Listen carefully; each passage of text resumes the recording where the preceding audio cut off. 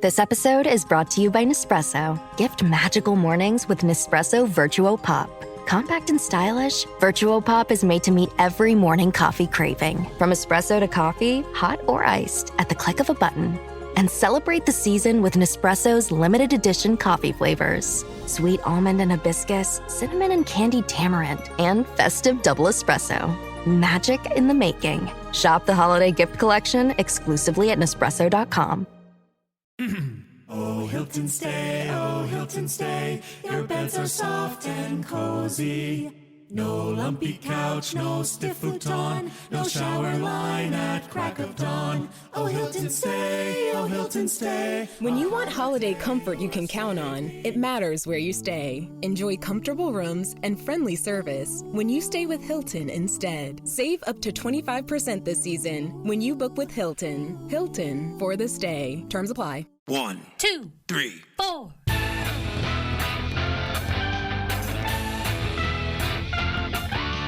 Monster movie. Fun time, go! Monster movie. Fun time, go. Monster Movie. Fun time. Go! Monster movie. Fun time, go. With Precious D and Honeybee. Fun time, go! Ladies and gentlemen, boys and girls, friends and neighbors, welcome to Monster Movie Fun Time Go. I am your host, Precious D, and my other host is still studying for finals. So I have a guest again. It is my brother, Pretentious D, Delano Lopez. Welcome back. Thank you. Good to be back. We Hi, just everybody. saw Predator Badlands.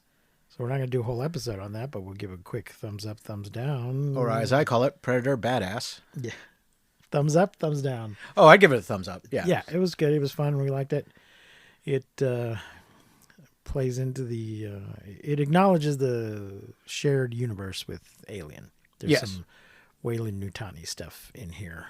Yes. So and some visual references to the Alien franchise that I will not spoil. Meant to look it up, but I didn't. So I'm not sure where in the timeline this takes place. Yeah, I don't know. Don't know either. But it was good. I enjoyed it. What's her name? Elle Fanning was in it. Elle Fanning's in it twice. Yeah. She was very good. Yeah.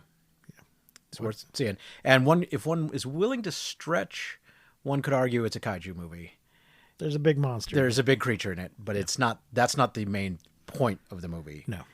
And the kaiju does not break any buildings or climb the Empire State Building or the equivalent. What's the Tokyo Tower? Yeah. Tokyo Tower. That's what it's Tokyo called. Tower. Yeah. So today's movie, folks, this is a kaiju podcast. We're going chronologically through the history of kaiju movies. We started in 1933 with the original King Kong, and we have made it up to the year 2020 and a movie called Notzilla. It is a comedy parody of kaiju movies. From, let's see, it had a release in the year before at G-Fest. It is 78 minutes in English in color. There is no box office or budget listed, but it is available to watch on Tubi. Yes, it is. And the stars are Frederick Ang Lee as Professor Hiro Honda, named for the director of the Godzilla movies. Tiffany Aaron Davis as Dr. Shirley Ugest. Love it. Tim Bench as Dr. Richard Blowhart. Samantha Russell as Pearl Stringer. Michael Bath as General Dirk Bogus. Becca Kravitz as Dr. Jacques Boutet. And Spencer Lackey as Bobby Bleach. There was a few other people in it, but that's all. There was a Wikipedia general lists. specific at one point. Yeah. I do feel the need to invoke the Roger Ebert rule of funny names. Okay. Are you familiar with that? No. It was one of his many rules of filmmaking, which was you should not rely upon the name being funny. A character name being funny is usually a sign of a weak comedic thing. I believe his phrasing was, unless you're W.C. Fields or Groucho Marx, don't give your characters funny names. Okay. Now, having said that, I did think the character Shirley Just was okay. Yeah. But that in and of itself is not enough to hang a movie on. Yeah. And I think, although you did just mention Boutet, and John Big Booty Big Boutet is from one of my favorite movies. So there are exceptions to the rule. Yeah. This I don't think is one of them. Okay. But we can get into that more in a bit. Well, what are your initial thoughts and feelings on Notzilla? It might, well, it's probably funnier to somebody who is more versed in the kaiju universe. So I would defer to you on that one. But I also felt this could have been a 15-minute sketch. Okay. Like, it didn't seem thick enough. There were some good parts. I didn't hate it. I didn't hate it. I did enjoy some parts of it, but I would not watch this again. I wouldn't recommend it to somebody. Okay. But you may very well have a different take on it, being far more versed in the genre than I am. I thought it was fun, but I didn't think it was that kaiju specific. It was just a bunch of silly nonsense. Sure. I liked Shirley You Jest. Okay. I liked the name. I thought it was funny. Well, we got a plot here from Wikipedia. Somewhat of a plot. Thank yep. you, Wikipedia. So let's make our way through it. In 1962, the JSDF kills a mother kaiju, Notzilla, despite the protestations of paleontologist Dr. Ichihiro Hiro Honda, who believes that he can restore her to her normal, smaller size. He rescues her egg and takes it to Ohio, but accidentally flushes it down the jet-powered airplane toilet. Ejected from the plane, it falls into the Ohio River. The scientists of Cincinnati's secret nuclear underground government installation, Snuggie, convene, conducted by Snuggie's head, Dr. Richard Blowhart. After another nuclear reactor test ends in an explosion, Richard and his assistant, Shirley You Jest, spot the Notzilla egg in the river, and Richard takes it. It's explained that when the species Notzillosaurus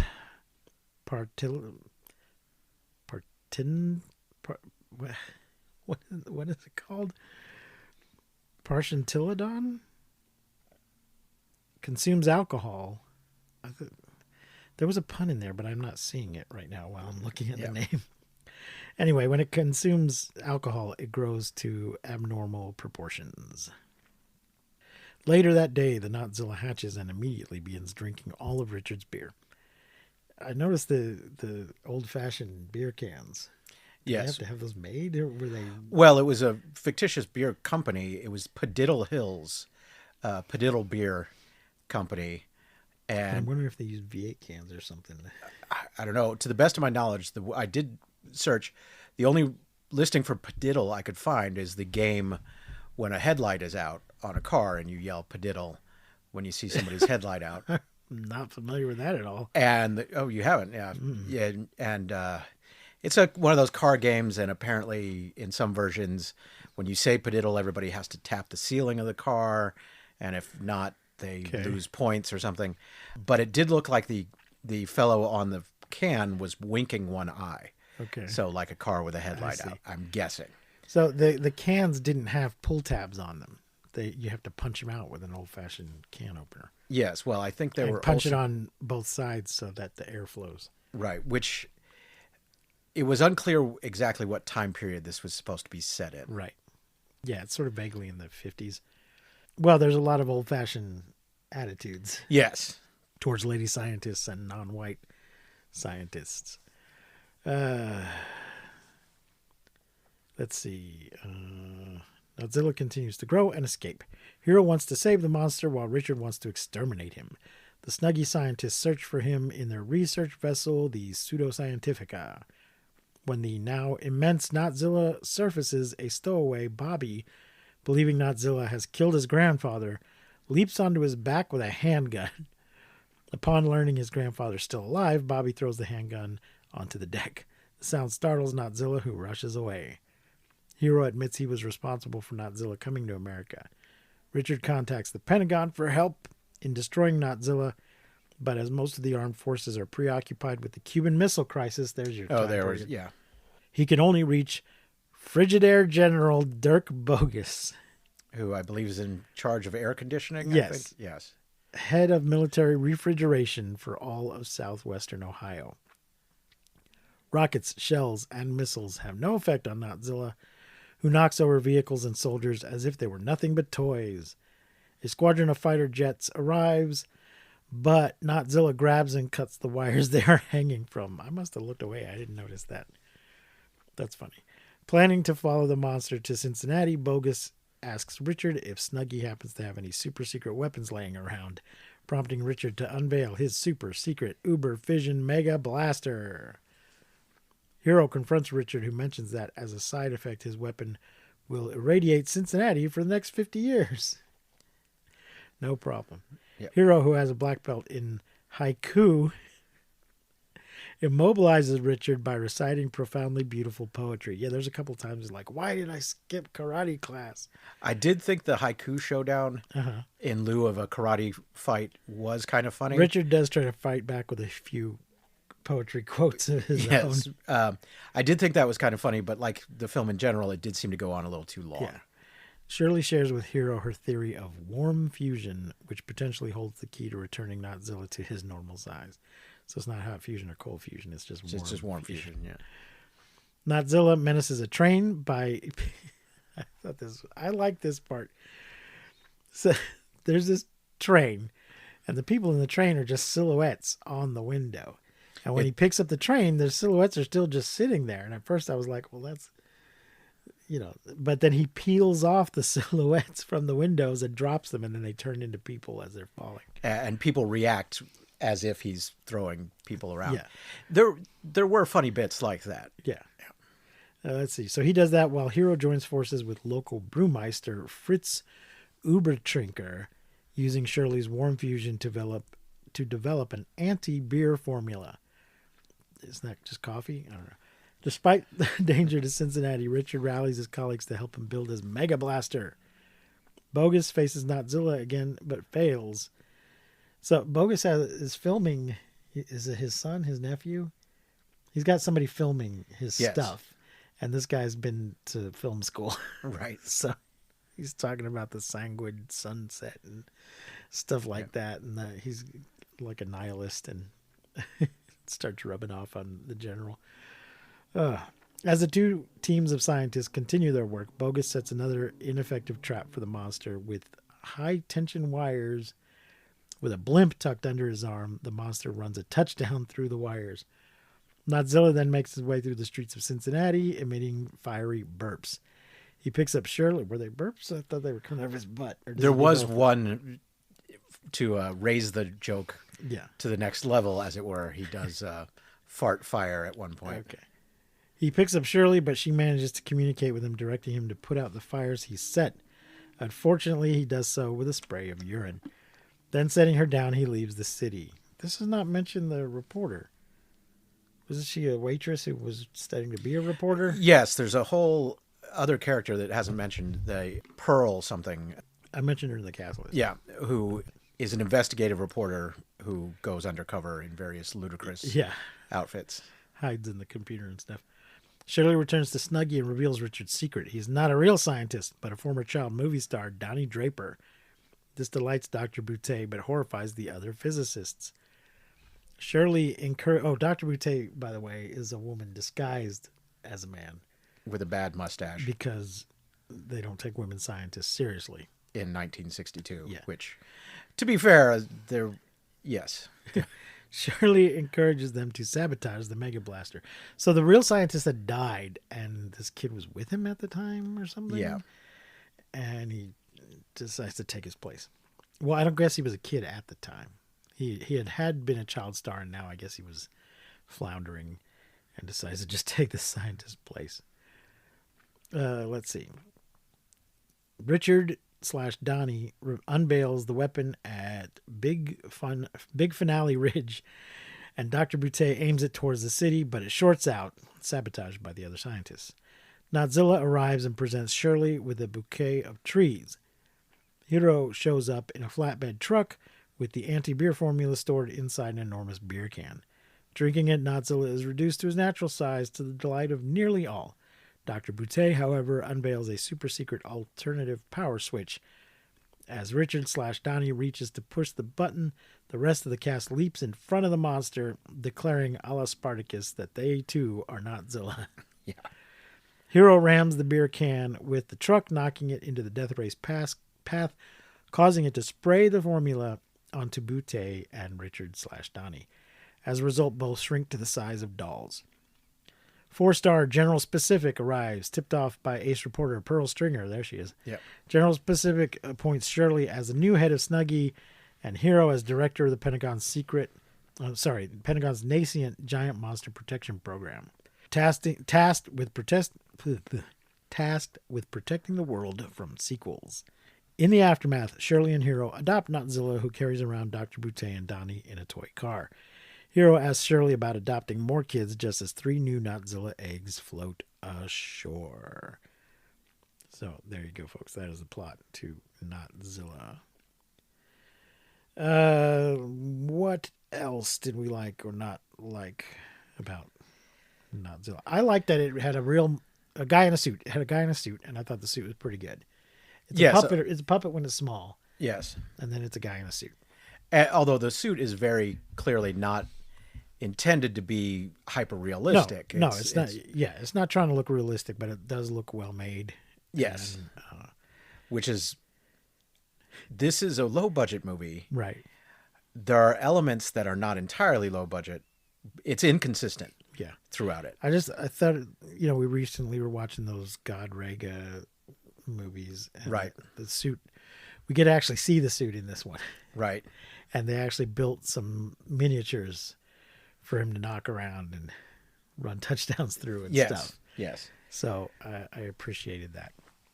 There was a kind of nostalgic throwback feel to it. In another way, there was sort of a nostalgic throwback in that some of the comments I saw online about this were saying, we're comparing it to things like Airplane. And it, trying to be that kind of spoof or parody. Right. Which it has kind of that feel, but it's just not on that level. It's nowhere near as good. Well, as it's also not, it's not as good, no, but it's also not as absurd. I mean, there's the name Shirley You Jest, but there's not quite as much of just absurdist humor as there is in Airplane. I suppose. I mean, you do have a kaiju farting fire on people. Yeah. And there is a thing where a guy drinks urine out of a puddle and drinks but that's urine. That's not what I'm talking about. Okay. I'm talking about just the sort of cutaway gags kind of stuff. Oh, sure. And okay, pouring lights onto the runway. Okay, I get that kind of thing. I get what you mean. Yeah. Yeah, no, it's not that kind of film. Although when they do break the fourth wall, when she turns at the end, when the general says, I'm here to protect, or you're going to be here to protect against sequels. Yeah. There is a little bit of that, but right. It's not the main thrust of the film. Yeah. I did look at some of the other cast. The acting was mixed. Some of these people looked to be professional actors with other professional credits. Some of them much less so. It was filmed in Cincinnati, and seems like a lot of people were just local folks that they rounded up right for it. I did look at the writer/director. What's his name there? Mitch Teamley. Yeah, so his day job is he's a preacher. Okay. And he gives lectures, or he gives instruction on preaching. And his other films, because he does have other films, are explicitly Christian films, faith-based films, if you will. One, I believe, is actually called Faith 101, and Welcome to Church, or something like that. So that's his sort of other gig. That's interesting, because it doesn't slip in there. Yeah, there's nothing religious about this film at all. Not that it's sacrilegious, but yeah. No. Yeah, some people might have been tempted to slip some of that in there. And right. I appreciate that.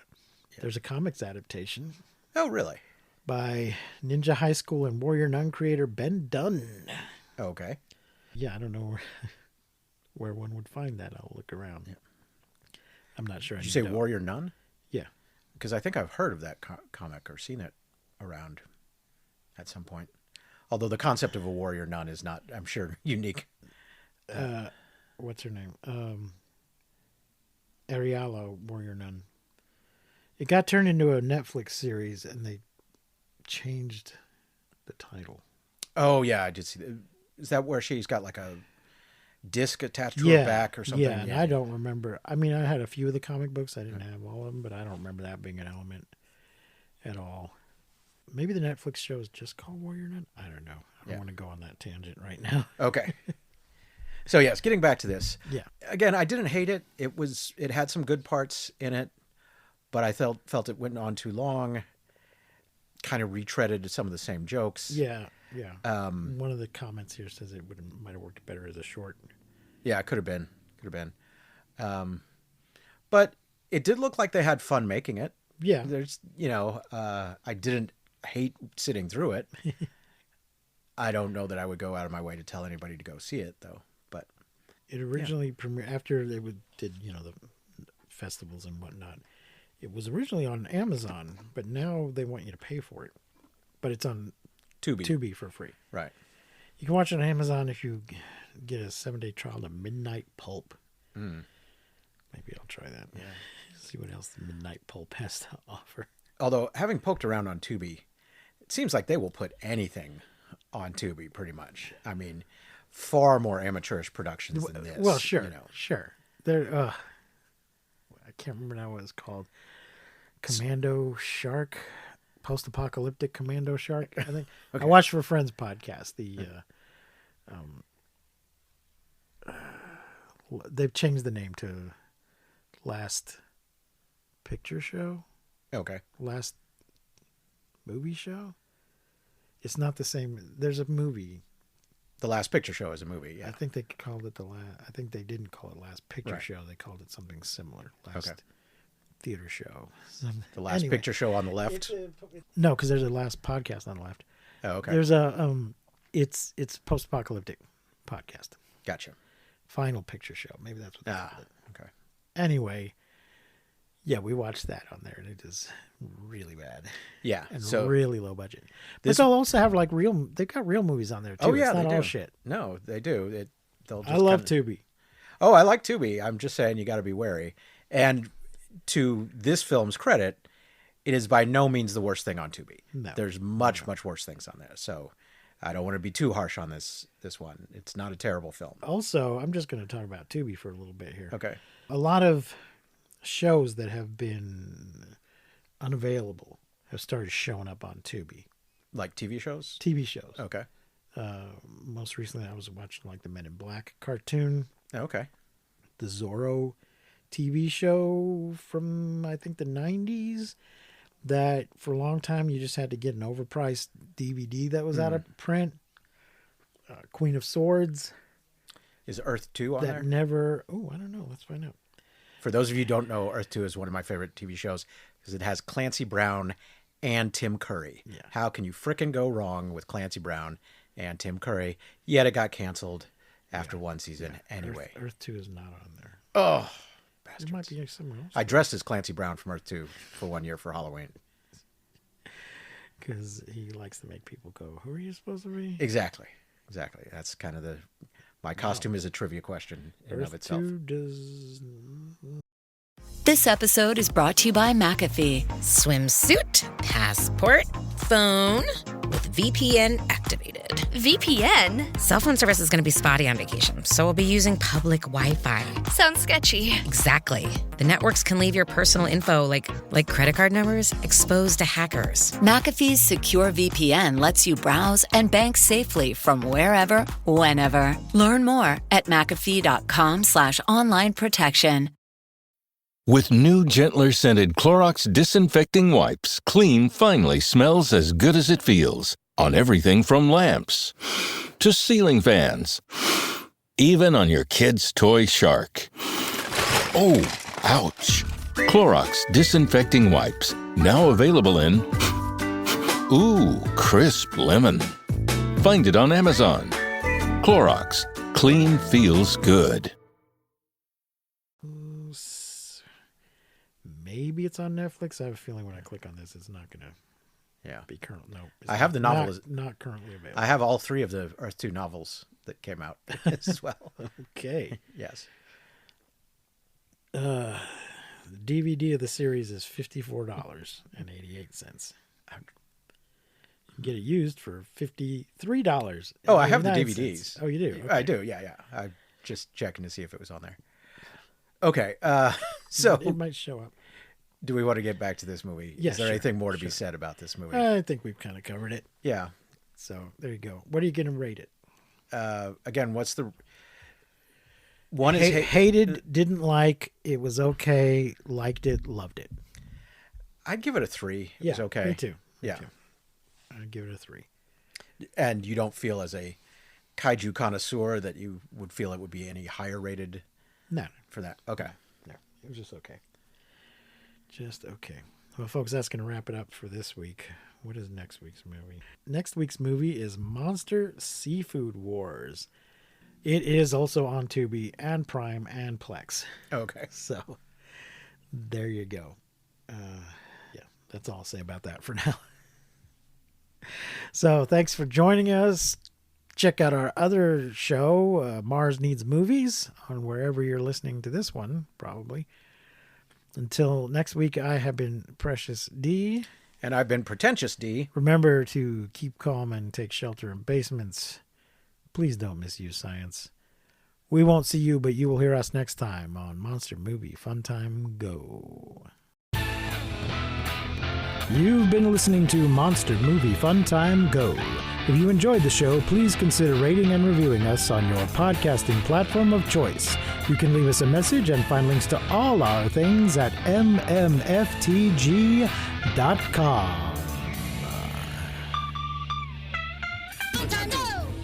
Hey, Ryan Reynolds here, wishing you a very happy half-off holiday, because right now Mint Mobile is offering you the gift of 50% off unlimited. To be clear, that's half price, not half the service. And Mint is still premium unlimited wireless for a great price. So that means a half day, yeah?